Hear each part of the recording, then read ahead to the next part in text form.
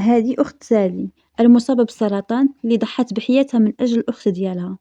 هاد السيدة مشات للبنك تخرج الفلوس ديالها باش تعالج الأخت ديالها اللي مريضة بالسرطان، ولكن لسوء الحظ المدير ديال البنك ما بغاش يعطيها الفلوس بسبب الأزمة اللي كانت في لبنان. الأخت عيات معاهم ما بغاوش يعطيوها رزقها، مشات هزات السلاح ورجعت للبنك، قالت ليهم يا تعطيوني فلوسي يا نبقى نخربق في بنادم. من بعد خدات الفلوس ديالها. يا اختي بنادم كموني. هادشي كامل باش تعالج الأخت ديالها اللي مريضة. الصراحة بالرغم من كل شيء من حقها تاخد الفلوس ديالها، يا بالخاطر يا بالزز.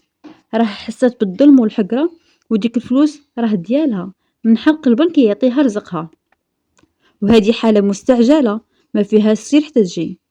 والله يشافي ويعافي كل مريض يتألم، ولا يشافي الناس اللي مرضين بالسرطان.